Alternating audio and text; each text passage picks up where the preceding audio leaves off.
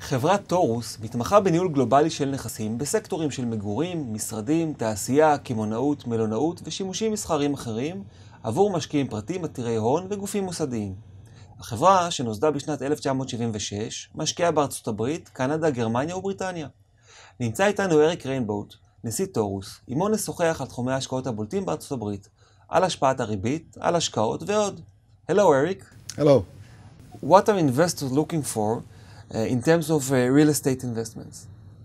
Most investors that we speak with are looking for current yields and value-add investments in stable markets, which are the United States, and for Western Europe, it's Germany. The Brexit has people a little bit worried about London, even though we think it's a good market.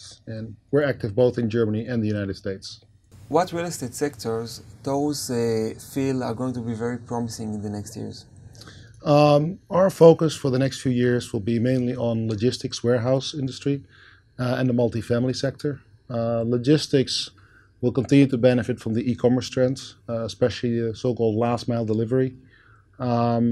The multifamily sector is a lot more resistant against downturns than retail and office. Both offer good current yields, upside potential. Both sectors also benefit from low transaction cost and high liquidity, which make it an attractive investment. What is your view about the retail sector? Retail sector is in a tough spot right now. General retail has suffered from the internet e-commerce trends, and it will continue to get worse. In the United States recently, a lot of stores have announced their store closings. Not so much because their sales are down, but their sales in retail stores are down. At the moment in the United States, e-commerce is about 10% of total retail sales. Expectations are in the next 8 to 10 years, it will go to 25% of total retail sales, which means the brick and mortar stores will have a lot more challenging ahead of time. Grocery anchored retail and so-called lifestyle retail, that includes entertainment and dining options, have more promising investment opportunities. Let's talk about the interest rates in the United States. What is your forecast for that and how that is going to affect the real estate? There's an interesting kind of phenomenon happening in the United States right now.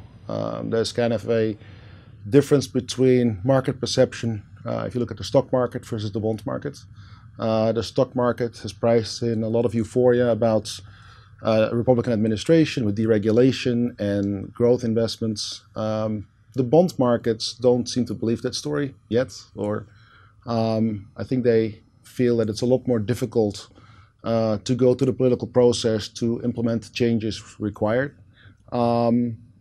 So even though you see a huge spurt in the stock market, the long-term bond yields have only risen a little bit.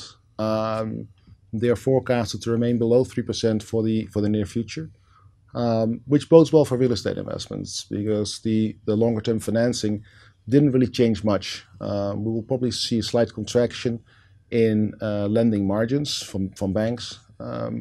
Most loans already had a minimum interest rate on top of which the banks charge their margin. So as long as the long-term yield doesn't change too much, I think remains a solid outlook for real estate investments. On the other hand, if the euphoria is being proven right and there is huge economic growth, it's not necessarily bad for real estate, because real economic growth means there's a lot more demand, more jobs, more people buying things, and there will be inflationary pressures, both of which will lead you as a real estate owner to increase your rental rates and your revenue. So in the medium and long term, I think real estate will remain a very attractive investment option. Your partnership with Profimax goes back since 2004, and you made together like 70 deals together. That's correct. So what are the advantages of this kind of a partnership with an Israeli firm? There's a lot of advantages. For us, it's very good to have a trusted partner at Profimax that helps us access the Israeli market, the investment market, helps us getting a foothold with local investors. It helps bridge a cultural and language barrier, but more importantly, it's a trusted partner that we can sit down with when we have issues. We can discuss openly and very transparently how we work together to solve issues.